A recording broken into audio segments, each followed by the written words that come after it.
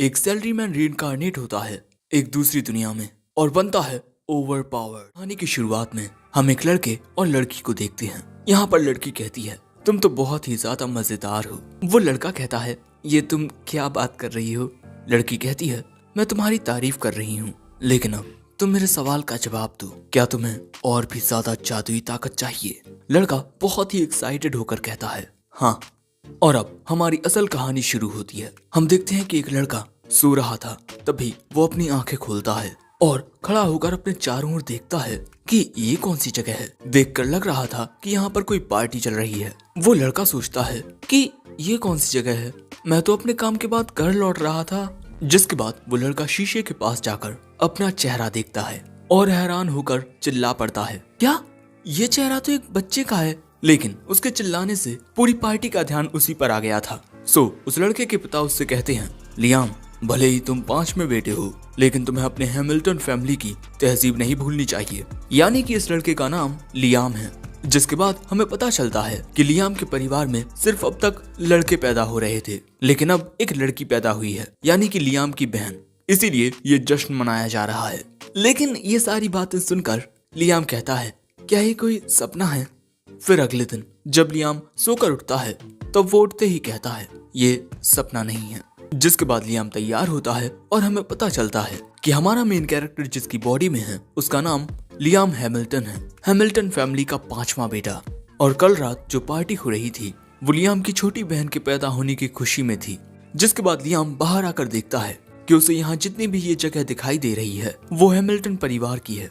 जिसके बाद हम लियाम को एक लड़के के साथ बात करते हुए देखते हैं। ये है हैमिल्टन परिवार का 4था बेटा ब्रूनो, यानी कि लियाम का बड़ा भाई। और यहाँ ब्रूनो लियाम को बताता है कि इनका परिवार बेदखल होने की कगार पर है, क्योंकि राज्य के नियमों के मुताबिक सभी नोबल फैमिलीज को हर 3 पीढ़ियों में कुछ बड़ा हासिल करना होता है, वरना वो अपना स्टेटस खो बैठेंगी। और इनके परिवार में इनके पिता ही वो 3री पीढ़ी है, और जब इनका सबसे बड़ा भाई एल ब्रीबिट परिवार का मुखिया बनेगा, तब 4थी पीढ़ी के आते ही ये लोग कॉमनर बन जाएंगे। इसी वजह से इनके पिता और एल ब्रीबिट अपनी पूरी जी जान लगा रहे हैं ताकि इनके नोबल स्टेटस को बचा पाएं। लेकिन मैं तो जो चाहे वो कर सकता हूँ। यहाँ लियाम की उम्र 12 साल और ब्रूनो की उम्र 13 साल है। लेकिन तभी कमरे में इनके टीचर आते हैं। आते ही वो कहते हैं, बच्चों, आज हम मैजिक पढ़ेंगे। और ये बात सुनते ही लियाम बहुत एक्साइटेड हो जाता है, क्योंकि उसकी पिछली जिंदगी में मैजिक नाम की चीज ही नहीं होती थी। लेकिन तभी ब्रूनो उसे बताता है कि उसे इतना खुश होने की जरूरत नहीं है, क्योंकि सिर्फ 100 में से एक शख्स ही मैजिक का यूज कर पाता है। लेकिन इसके बावजूद भी लियाम बहुत खुश होता है और उसके लेसन्स खत्म होते ही वो अपनी मेट के पास दौड़ते हुए आता है और कहता है कि मुझे लाइब्रेरी दिखाओ। जिसके बाद वो मेट लियाम को लाइब्रेरी में लेकर आती है। लियाम देखता है कि यहाँ पर बहुत सारी किताबें हैं। जिसके बाद वो यहाँ से एक किताब उठाता है, क्योंकि अपने स्टडी लेसन्स के जरिए उसे पता चला है कि मैजिक का यूज करने के लिए आपको ग्रिमोर की जरूरत पड़ेगी, और इनकी इस लाइब्रेरी में ग्रिमोर्स हैं। लियाम यहाँ फायर मैजिक की ग्रिमोर को पढ़ने लगता है और इसके बाद फोकस के साथ मैजिक यूज करने की कोशिश करता है। और हम देखते हैं कि लियाम बहुत ही आसानी से मैजिक का यूज कर लेता है, जो देख उसकी मेड उसके लिए बहुत खुश होती है। इसके बाद लियाम अपने पिता से इजाजत मांगने आता है कि वो ग्रिमोर का यूज कर सके। उसके पिता कहते हैं, तुम जो चाहे वो कर सकते हो, अब जाओ यहाँ से, मैं बिजी हूँ। शायद से लियाम के पिता उसमें जरा भी इंटरेस्टेड नहीं है, लेकिन फिर भी लियाम बहुत खुश होता है कि उसे इजाजत मिल गई। जिसके बाद हम देखते हैं कि लियाम दिन और रात ग्रिमोर्स को पढ़ने लगता है, क्योंकि जितना ज्यादा वो मैजिक के बारे में सीखेगा, वो उतना ही बेहतर तरीके से मैजिक का यूज कर पाएगा।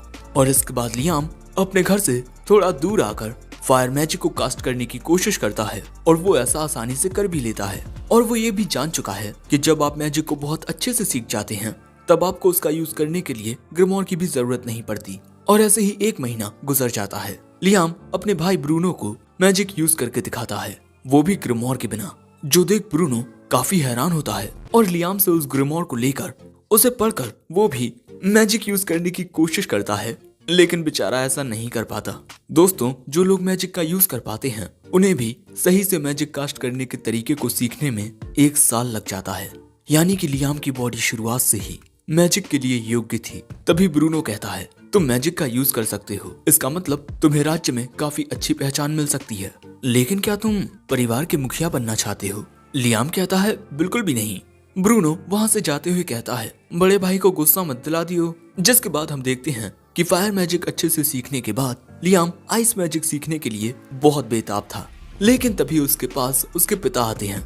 उन्हें पता चला है कि लियाम मैजिक का यूज कर सकता है, इसीलिए वो लियाम को मैजिक दिखाने को कहते हैं। लियाम यहाँ आइस मैजिक से इस ग्रोमोर को जमाने लगता है, जो देख वो कहते हैं, ओह तो तुम इतना ही कर सकते हो। लेकिन इसके बाद लियाम बिना ग्रोमोर के उन्हें फायर मैजिक यूज करके दिखाता है, जो देख वो भी हैरान हो जाते हैं और इसके बाद हंसते हुए कहते हैं, बस एक ही महीने में तुमने इतना सब सीख लिया, ईश्वर ने हम पर कृपा की है। लियाम तुम जितनी चाहे उतनी ग्रोमोर्स का यूज कर सकते हो। जो बात सुन लियाम खुश हो जाता है। लेकिन तभी एक सर्वेंट वहां आकर लियाम के पिता को कुछ कहता है, जो सुन लियाम के पिता कहते हैं, जल्दी से सेना को इकट्ठा करो। और इसके बाद हम लियाम को पहाड़ी पर देखते हैं। लियाम सोच रहा था कि आखिर क्या हुआ होगा, लेकिन तभी उसके सामने एक आदमी बैठा दिखाई देता है। लियाम को देख वो कहता है कि तुम तो हैमिल्टन फैमिली के 5वें बेटे हो, है ना? हाँ, शायद यही मेरी किस्मत है। चलो अब मुझे जेल में डाल दो। लियाम कहता है, और मैं ऐसा क्यों करूंगा? वो आदमी कहता है, हाँ तुम एक बच्चे जो हो, क्या तुम यहाँ जादू सीखने के लिए आए हो? मैजिक को सीखने का सबसे अच्छा रास्ता लगातार उसकी प्रैक्टिस करते रहना है। लियाम कहता है, हाँ इसीलिए मैं उसकी प्रैक्टिस करने आया हूँ। और वो वहाँ से जाने लगता है।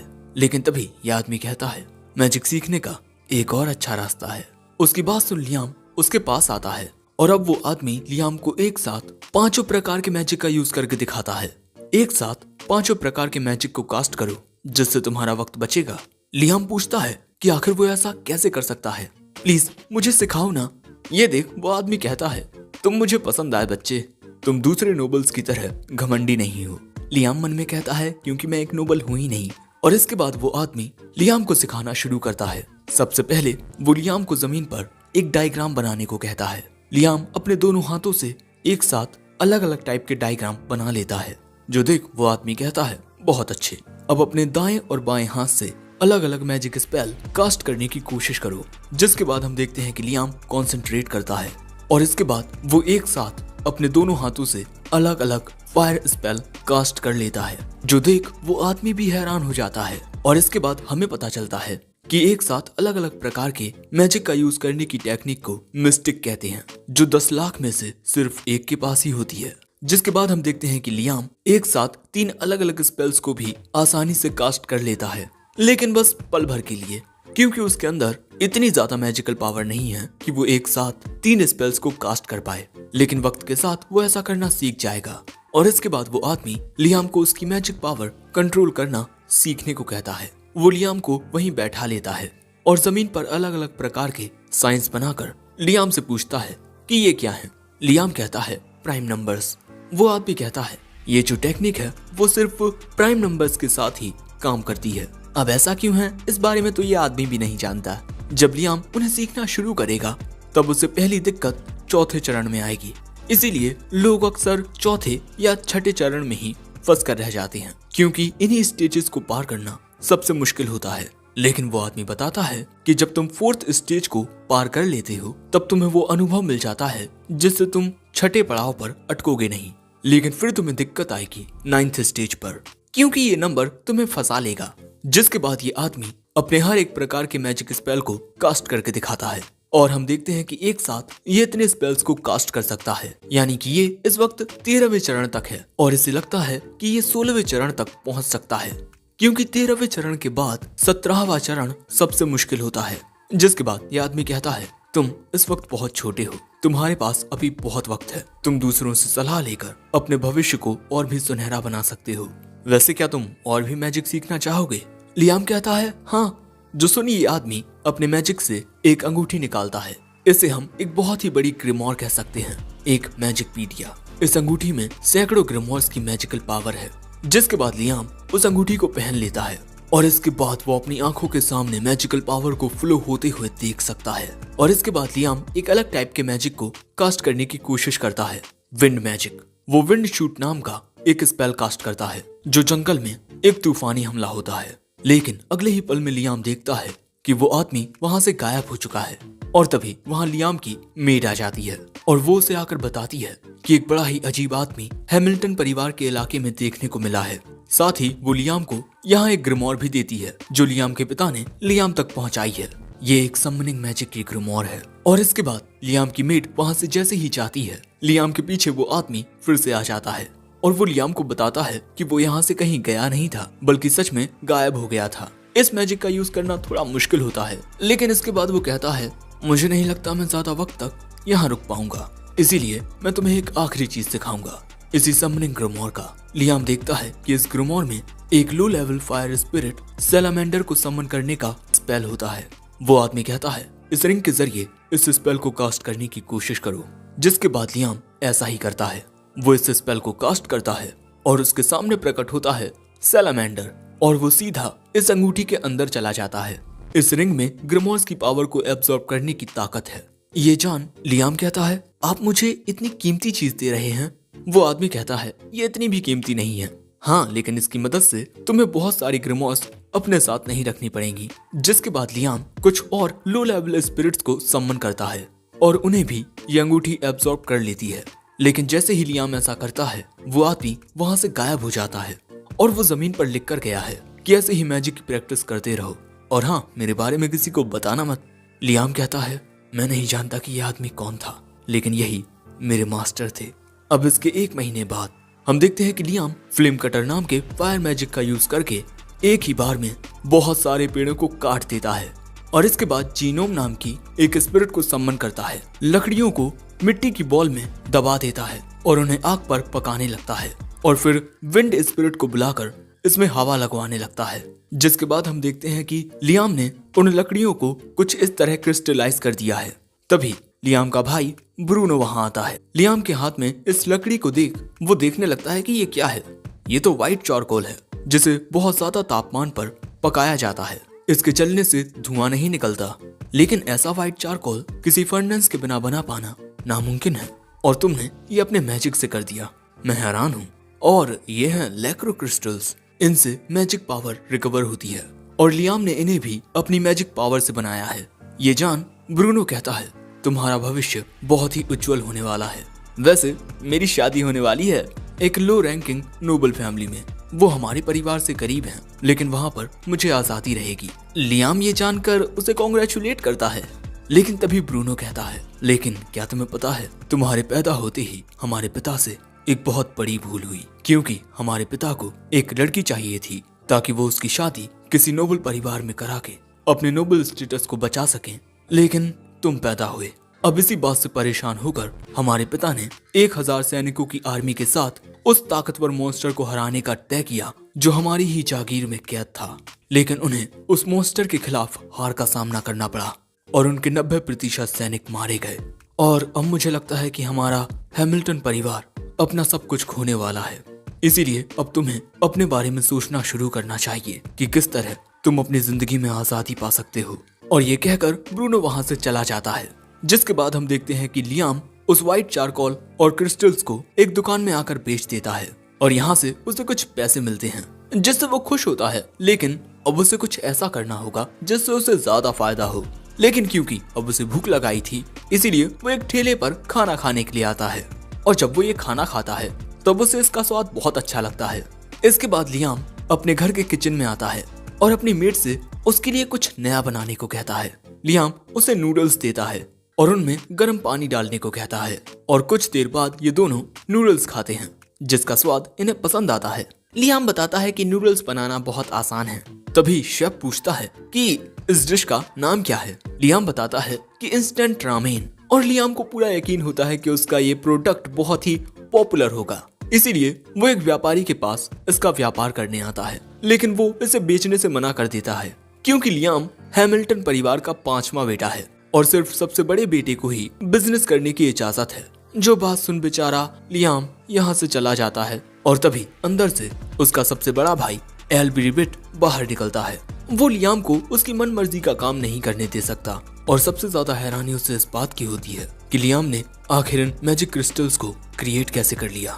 दूसरी ओर लियाम जो सोच रहा था कि अब उसे बिजनेस करने के लिए एक एडल्ट बनना होगा, लेकिन इसमें तो बहुत वक्त लग जाएगा लेकिन यहाँ पर लियाम अपना प्रोडक्ट बेचने का मन बना चुका था, जिसके बाद लियाम पहाड़ी पर आकर मैजिक की मदद से एक स्टोरेज बॉक्स बनाता है, जिसमें वो अपना सारा सामान रखने लगता है, जैसे नूडल्स, व्हाइट चारकोल, और वो इन्हें जब चाहे निकाल भी सकता है। और लियाम ने स्टोरेज बॉक्स क्रिएट करने के लिए बहुत ज्यादा मेहनत की है। और इसके बाद लियाम एक और मैजिकल स्पेल कास्ट करता है, कॉन्ट्रैक्ट समनिंग, क्योंकि 2 टाइप के समनिंग मैजिक होते हैं, स्पिरिट समनिंग जिससे स्पिरिट समन होती हैं, और दूसरा कॉन्ट्रैक्ट समनिंग जिसमें लिविंग क्रिएचर्स समन होते हैं।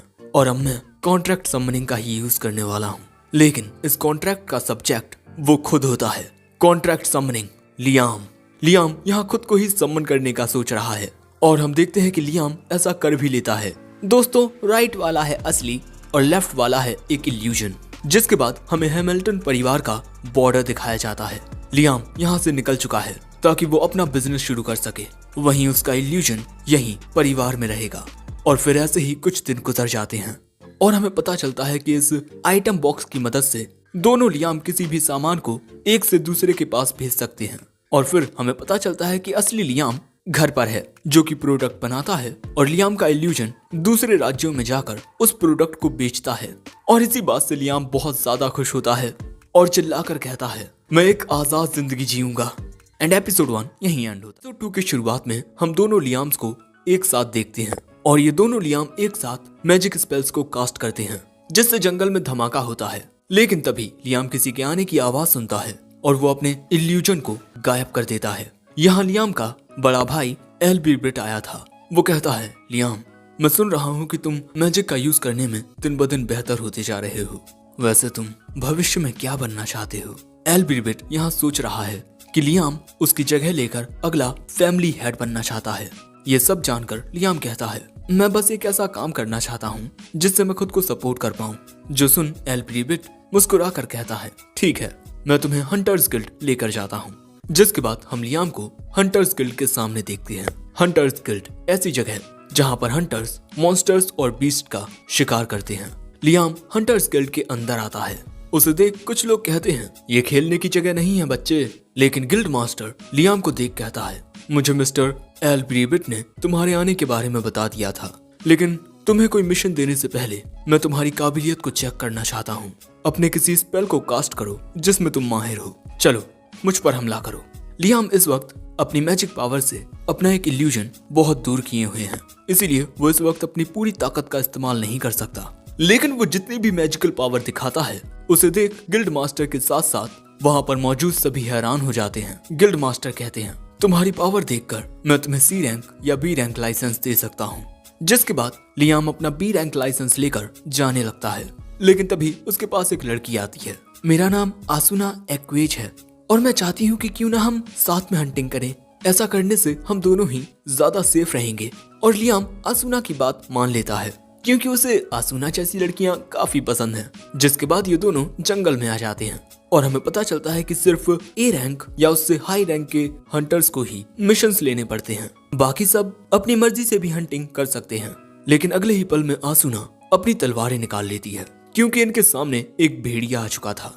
वो एक नहीं था, इन्हें चारों ओर से भेड़ियों ने घेर लिया है। लेकिन तभी लियाम कहता है, तुम इन्हें खत्म कर देना। और इसके बाद लियाम अपनी मैजिक पावर से काफी सारे जीनोम्स को सम्मन करता है जिन्हें ये भेड़िए दबा लेते हैं। लेकिन तभी ये जीनोम्स फूलना शुरू हो जाते हैं, जिस वजह से सभी भेड़िए कुछ इस तरह फंस जाते हैं। और इसी मौके का फायदा उठाकर आसुना इन पर हमला कर देती है और इसके बाद इन सभी भेड़ियों को हंटर्स गिल्ड तक लाया जाता है। आसुना गिल्ड मास्टर को बताती है कि ये 42 भेड़िए हैं। अब क्योंकि ये इतने ज्यादा ताकतवर होते हैं, इसीलिए गिल्ड मास्टर इन्हें एक मिशन देना चाहते हैं।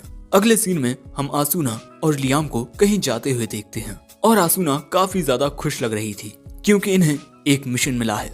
इस रास्ते से एक बहुत ही मशहूर इंसान गुजरने वाला है, इसीलिए गिल्ड मास्टर चाहते हैं कि ये दोनों इस मॉन्स्टर को हरा दें, एक जाइंट कैटरपिलर। जिसके बाद हमें पता चलता है कि मॉन्स्टर्स की बॉडी में मैजिक स्टोन्स होते हैं और इन्हीं की मदद से मॉन्स्टर्स मैजिक या हाई लेवल कॉम्बैट स्किल्स का यूज कर पाते हैं। इसीलिए ये मामूली बीस्ट से बहुत खतरनाक होते हैं। इसीलिए आज लियाम अपनी पूरी ताकत के साथ आया है। आज उसने अपना इल्यूजन हटा दिया है और इसके बाद जब वो जाइंट कैटरपिलर इनके सामने आता है तब इनके किसी भी हमले का उस पर कोई असर होता ही नहीं। इसीलिए इन दोनों को वहां से भाग कर आना पड़ता है। आसूना कहती है, मुझे नहीं लगता कि वो मॉन्स्टर तब तक मरेगा जब तक उस पर कोई बड़ा सा मीटियोर आकर ना गिरे। लियाम कहता है, ये तो बहुत ही अच्छा आइडिया है। अगले सीन में हम देखते हैं कि आसूना उस मॉन्स्टर को अपने पीछे भगाने लगती है। इसी मौके का फायदा उठाकर लियाम अपने आइटम बॉक्स में से एक बड़ा सा पत्थर निकाल के इस कैटरपिलर की ओर फेंकता है और ये मॉन्स्टर उसके नीचे ही दब जाता है, जो देख आसूना हैरान हो जाती है। लेकिन इन दोनों ने इस मॉन्स्टर को हरा दिया है, वो भी एक नहीं दो। लेकिन वहाँ मौजूद हंटर्स को यकीन नहीं हो रहा था कि इन दो बच्चों ने इतने खतरनाक मॉन्स्टर्स को हराया है। तभी आसूना कहती है कि कोई बहुत जरूरी इंसान यहाँ पर आने वाला है। ये बिल्कुल भी अच्छा नहीं होता अगर ये मॉन्स्टर उन पर हमला कर देते। गिल्ड मास्टर कहते हैं, हाँ तुमने सही कहा, इसीलिए मैं तुम्हें इस रिवॉर्ड का 5 गुना ज्यादा दूंगा। जो सुन ये दोनों खुश हो जाते हैं और फिर इसके कुछ दिन बाद वो जरूरी शख्स इनके शहर में आता है और यहाँ पर लियाम का भाई एल्ब्री बिट भी आया हुआ था और वो लियाम से ये कहकर चला जाता है कि ऐसे ही अच्छा काम करते रहो। लियाम मन में कहता है, एक बड़े भाई के लिए उसके सिबलिंग्स उसके लिए बस परेशानी होते हैं और कुछ नहीं। तभी आसूना भी कहती है कि ये तुम्हारा बड़ा भाई था, कितना अजीब था। तभी घोड़ागाड़ी से वो जरूरी शख्स बाहर निकलता है। उसके स्वागत के लिए लियाम के पिता और उसका बड़ा भाई खड़े हुए थे, लेकिन तभी वो जरूरी शख्स लियाम की ओर देखता है। आसूना खुश होकर कहती है, अगर एक जरूरी शख्स ने हम पर ध्यान दिया तब हमारी पहचान और भी बढ़ जाएगी। लेकिन अगले सीन में हम उस जरूरी शख्स और लियाम को आमने सामने बैठा देखते हैं। मेरा नाम जेम्स स्टैनली है और तुम हैमिल्टन परिवार के 5वें बेटे हो, लेकिन मैं यहाँ ये जानना चाहता हूँ कि तुम्हारा रेमोंड के साथ क्या नाता है। तुम्हारे हाथ में वो अंगूठी रेमोंड की है। लियाम को याद आता है वही शख्स जिसने उसे जादू के बारे में बहुत सी चीजें सिखाई हैं। लियाम कहता है, ये अंगूठी मेरे मास्टर ने मुझे दी है। वो आदमी कहता है, मास्टर? और इसके बाद लियाम उसे पूरी कहानी सुनाता है। हंसते हुए ये आदमी कहता है, ओह तो उसने एक स्टूडेंट बना लिया है। और इसके बाद ये आदमी लियाम को अपने सबसे ताकतवर स्पेल के साथ अपने बटलर पर हमला करने को कहता है। वो देखना चाहता है कि लियाम कितना ताकतवर है। ये बटलर अपने सामने एक शील्ड बना लेता है और इसके बाद हमें पता चलता है कि इनकांटेशंस आपकी मैजिक पावर की अपर लिमिट को बढ़ा देते हैं। इनकांटेशंस वो शब्द होते हैं जो आपकी आत्मा और दिल के साथ तालमेल खाते हैं। इसीलिए लियाम अपनी दुनिया की अपनी फेवरेट सिंगर्स को याद करता है और इसके बाद उनका नाम लेते हुए मैजिक मिसाइल से हमला करता है। इनकांटेशंस के बिना लियाम की लिमिट सिर्फ 7 है, लेकिन इनकांटेशंस के साथ वो बढ़कर 11 पहुंच जाती है और उसका ये स्पेल इतना ताकतवर होता है कि उससे उस बटलर की शील्ड टूट जाती है। जो देख जेम्स कहता है, बच्चे तुम तो बहुत ही होनहार हो और अगर तुम हंटिंग में अपना भविष्य बनाना चाहते हो तब मैं तुम्हें एक नाइट का टाइटल दे सकता हूँ जिससे तुम्हें आजादी मिलेगी। और इसी तरह से लियाम को उसकी आजादी मिल गई, लेकिन एडल्ट होने तक उसे अपने परिवार के साथ ही रहना होगा। और इसके बाद हम देखते हैं कि रिचुअली लियाम एक नाइट बन चुका है। जेम्स कहता है, तुम अब एक नाइट हो, लेकिन शायद ये बात तुम्हारे पिता को पसंद ना आए। वो तुम्हारी ताकत का इस्तेमाल अपने परिवार के लिए करना चाहते हो, लेकिन अगर तुम चाहो तो दूसरे तरीकों से भी अपने पिता की मदद कर सकते हो। तुम्हारी सारी अचीवमेंट्स तुम्हारे परिवार की ही होगी। वैसे क्या तुम्हें कभी ऐसा लगा है कि रेमोंड ने तुम्हारे साथ मजाक किया हो, क्योंकि उसे मजाक करने की बहुत आदत है। ये सुन लियाम कहता है, कुछ दिन पहले जब मैं आइटम बॉक्स के स्पेल के साथ प्रैक्टिस कर रहा था तब लियाम एक तालाब के पानी को अपने आइटम बॉक्स में भर लेता है, जिसके बाद वो अपने आइटम बॉक्स को चेक करता है और उसमें उसे उसके मास्टर यानी रेमोंड का एक लेटर मिलता है। अगर तुम इस लेटर को पढ़ रहे हो लियाम, इसका मतलब है कि तुमने आइटम बॉक्स को मास्टर कर लिया है। और मैं तुम्हें बताना चाहता हूँ कि इस तालाब में 100 किलो सोना था, मेरी ओर से तुम्हारे लिए ग्रेजुएशन गिफ्ट। और अगर तुम्हें मेरा तोहफा पसंद ना आया हो तब तुम इस बारे में सोचना कि आखिर मैंने क्यों 100 किलो ही चुना। ये तुम्हारा ग्रेजुएशन टेस्ट है। ये सुन जेम्स कहता है, मैं तुम्हें ये कह सकता हूँ कि वो सोना धुएं की एक परत है। तुम्हारा असली ग्रेजुएशन गिफ्ट कुछ और है, वो कोई ऐसी चीज होगी जो इस सोने से बहुत कीमती होगी। ये सुन लियाम फिर से जंगल में उसी जगह आता है और अपने आइटम बॉक्स की मदद से उस तालाब का पूरा पानी फिर से आइटम बॉक्स में डाल लेता है और तालाब के अंदर आकर देखता है कि आखिर मास्टर का मतलब क्या होगा। उन्होंने पानी के अंदर 100 किलो सोना रखा, गोल्ड डस्ट मिलाकर। 1 मिनट, मुझे शायद इसमें से गोल्ड डस्ट बाहर निकालनी चाहिए। जिसके बाद हम देखते हैं कि लियाम आइटम बॉक्स में से गोल्ड डस्ट बाहर निकालने लगता है और पूरी गोल्ड डस्ट के वहां आते ही वहां एक सर्कल क्रिएट हो जाता है और फिर वहां एक खुफिया रास्ता निकलता है। जो देख लियाम कहता है, वाह आपको समझ पाना बहुत मुश्किल है मास्टर। इसके बाद लियाम उस जगह के अंदर आता है। यहाँ उसके लिए एक ग्रिमोर और एक लेटर था। लेटर में लिखा था कि लियाम, यही है तुम्हारा असली ग्रेजुएशन गिफ्ट, ये मैक्सिमम लेवल ग्रिमोर। मैं तो इसका इस्तेमाल नहीं कर सका, शायद तुम कर पाओ। उस ग्रिमोर को उठाकर लियाम कहता है कि इसमें किस तरह का मैजिक होगा। जिसके बाद हम देखते हैं कि लियाम इसी जगह पर उस ग्रिमोर को पढ़ने लगता है और इसमें लियाम एनदर वर्ल्ड नाम के स्पेल को कास्ट करने की कोशिश कर रहा है, लेकिन वो ऐसा कर नहीं पा रहा। लेकिन वो प्रैक्टिस करना जारी रखता है और ऐसे ही अगला दिन हो जाता है और यहाँ पर लियाम ने इस एनदर वर्ल्ड स्पेल को कास्ट कर लिया है और अब उसके सामने एक शीशा आ गया है। लियाम उस शीशे के अंदर जाता है, वहाँ कुछ नहीं होता। लियाम पढ़ता है कि एनदर वर्ल्ड ये स्पेल एक अलग ही दुनिया का स्पेस क्रिएट कर देता है और उस जगह का साइज उस स्पेल का यूज करने वाले की मैजिकल पावर पर डिपेंड करेगा। अगर कास्टर की इजाजत ना हो तो उस जगह के अंदर कोई नहीं आ सकता और इसके अंदर लियाम सामान भी रख सकता है, यानी कि इसे हम आइटम बॉक्स का बड़ा रूप मान सकते हैं। लेकिन हाँ, इसके अंदर जिंदा जीव भी आ सकते हैं, जिस बात से लियाम तो बहुत खुश होता है। अब 1 महीने बाद आसूना और लियाम हंटिंग पर आते हैं और इनके सामने एक बड़ा मेंढक होता है। यहाँ पर लियाम काफी सारे सैलामेंडर्स को सम्मन करता है। ये एक साथ इस मेंढक पर हमला करते हैं, लेकिन इसका इस बड़े मेंढक पर कोई असर नहीं होता और इसके बाद ये मेंढक एक बहुत ही खतरनाक इलेक्ट्रिक अटैक करने वाला है, जो देख Liam another world spell cast करके आसूना को लेकर उसके अंदर चला जाता है। और फिर हम देखते हैं कि इस मेंढक का ये इलेक्ट्रिक अटैक बहुत ही ज्यादा खतरनाक होता है और इसके बाद वो मेंढक शांत हो जाता है। हमला देख आसूना कहती है, कितना खतरनाक हमला, ये तो हमें मार सकता था। लेकिन लियाम कहता है, अब हमला करने की बारी हमारी है। जिसके बाद ये दोनों गिल्ड में उसी जाइंट फ्रॉग के मैजिक स्टोन को दिखाते हैं, लेकिन उसे यकीन नहीं होता कि इन दोनों ने इतनी आसानी से इस मॉन्स्टर को कैसे हरा दिया, क्योंकि ये एक ए रैंक जॉब थी और उसे इस बात का यकीन होता है कि लियाम तो ऐसा कर भी सकता है, लेकिन आसूना, उसके लिए तो ये नामुमकिन है। बेचारी आसूना। लेकिन आसूना भी ये बात समझती थी कि वो लियाम से बहुत कमजोर है और उसे ताकतवर बनना होगा। जो सुन गिल्ड मास्टर कहता है, तो तुम इसकी फैमिलियर क्यों नहीं बन जाती? हमें पता चलता है कि किसी को फैमिलियर बनाने के लिए उस फैमिलियर का मॉन्स्टर होना जरूरी नहीं है, लेकिन हाँ, एक बार इसकी फैमिलियर बनने के बाद तुम इसके ऑर्डर्स को मना नहीं कर सकती और अपने मास्टर्स की ताकतों के अनुसार ही उसके फैमिलियर की ताकत भी बढ़ या घट सकती है। ये बात सुनते ही आसूना कहती है, लियाम चलो एक कॉन्ट्रैक्ट बनाते हैं। लियाम कहता है, वो तो ठीक है, लेकिन फिर तुम किसी भी काम के लिए मुझे मना नहीं कर पाओगी। लेकिन आसूना को लियाम पर पूरा यकीन होता है कि वो उसके साथ कुछ गलत नहीं करेगा और अगर उसने कुछ किया भी तब भी वो उसका बुरा नहीं मानेगी। अब इसके बाद लियाम अपना फैमिलियर कॉन्ट्रैक्ट बनाने के लिए तैयार था, जिसका विटनेस खुद गिल्ड मास्टर होता है। सभी लोग बहुत हैरान थे कि भैया ये क्या हो रहा है।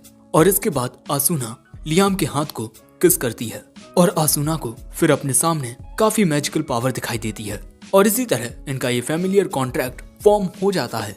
जिसके बाद बिजली की रफ्तार से आसूना लियाम के पीछे आ जाती है। लियाम के ताकतवर होने की वजह से आसूना भी अब ताकतवर हो चुकी है और आसूना की स्पीड मास्टर नाम की एक स्किल अवेकन हो चुकी है। जो सुन लियाम कहता है, मुझे इसके बारे में और रिसर्च करनी होगी, लेकिन मुझे इसके लिए एक टेस्ट सब्जेक्ट चाहिए होगा। ये बात सुन आसूना लियाम को एक जगह पर लेकर आती है, इन मोहतरमा के पास। इनका नाम मिस जोडी है। ये एक वेटरन हंटर है जो अक्सर आसूना की मदद करती है और मुझे यकीन है कि मिस जोडी कॉम्बैट में हमारी बहुत मदद कर सकती हैं। और यहाँ पर मिस जोडी भी इनकी मदद करने के लिए तैयार होती हैं। जिसके बाद हम देखते हैं कि गिल्ड में लियाम ने मिस जोडी के साथ भी एक फैमिलियर कॉन्ट्रैक्ट बना लिया है, जिससे उन्हें भी एक यूनिक स्किल मिल जाती है। जो बात सुन बाकी लोग देखकर हैरान होते हैं और गिल्ड मास्टर के भी होश उड़ चुके थे। जिसके बाद मिस जोडी गिल्ड से बाहर आती हैं अपनी यूनिक स्किल को चेक करने के लिए और कुछ ही देर में वो सैंडविच लेकर आती हैं। और हाँ, लियाम के साथ कॉन्ट्रैक्ट बनाने से मिस जोडी और भी ज्यादा खूबसूरत हो गई हैं। यहाँ पर एक शख्स घायल होता है, इसीलिए मिस जोडी उसे ये सैंडविच खाने को देती हैं। लेकिन वो शख्स जैसे ही इस सैंडविच को खाता है उसका जख्म ठीक हो जाता है और उसकी बॉडी में एक नई ताकत आ जाती है, यानी कि मिस जोडी के हाथ का बना हुआ खाना जख्मों को ठीक कर सकता है। भाई ये सब क्या हो रहा है? गिल्ड मास्टर ने तो अपना सिर पकड़ लिया है। जिसके कुछ दिन बाद जेम्स स्टैनली लियाम को बताते हैं कि कुछ ही दिन में प्रिंसेस यहाँ आने वाली हैं, हमारे जैमील किंगडम की पहली राजकुमारी प्रिंसेस स्कारलेट। और ऐसा इस वजह से है क्योंकि लियाम सिर्फ 12 साल की उम्र में ही हंटर्स गिल्ड के लिए ए रैंक मिशन कर रहा है और इतनी छोटी उम्र में वो एक साथ 11 स्पेल्स को कास्ट कर सकता है और साथ ही उसके साथ जो कॉन्ट्रैक्ट बनाता है उनकी पावर भी बहुत बढ़ जाती है। इसीलिए प्रिंसेस स्कारलेट का लियाम में बहुत इंटरेस्ट आ गया है और वो लियाम के फैमिलियर्स से भी मिलना चाहती हैं। लियाम कहता है, क्या कोई रास्ता है जिससे मैं उन्हें मना कर सकता हूँ, क्योंकि वो फैमिलियर्स मेरे दोस्त हैं, ना कि कोई जानवर जिस पर लोग एक्सपेरिमेंट करें। जेम्स कहता है, प्रिंसेस को मना करने का मतलब तुम समझ रहे हो ना? लियाम कहता है, हाँ। और इसके बाद जेम्स लियाम को यहाँ से जाने को कहते हैं। लियाम के जाने के बाद जेम्स झुककर कहता है, मुझे माफ कीजिएगा प्रिंसेस। जेम्स के सामने जो मेड खड़ी हुई थी वो कोई मेड नहीं बल्कि राजकुमारी हैं और वो कहती हैं, उस लड़के ने मना कर दिया, लेकिन क्या वो मेरे सामने ऐसा कर पाएगा? तो अब भाई लियाम के साथ क्या होने वाला है ये जानने में काफी मजा आएगा। वैसे ये एपिसोड 2 एंड हो गया। वीडियो पसंद आया हो तो लाइक करना, चैनल पर नया आए हो तो सब्सक्राइब करते जाना, कमेंट करके अपने ओपिनियन शेयर जरूर करना, साथ ही इस वीडियो को अपने दोस्तों के साथ शेयर भी कर देना। चाहो तो हमारे चैनल की मेंबरशिप ज्वाइन कर सकते हो। इसके अलावा मेरे सेकंड चैनल को भी सब्सक्राइब कर लेना, साथ ही मुझे इंस्टाग्राम और फेसबुक पर भी फॉलो कर लेना। मैं मिलता हूँ जल्दी एक नए वीडियो में, तब तक के लिए सायोनारा।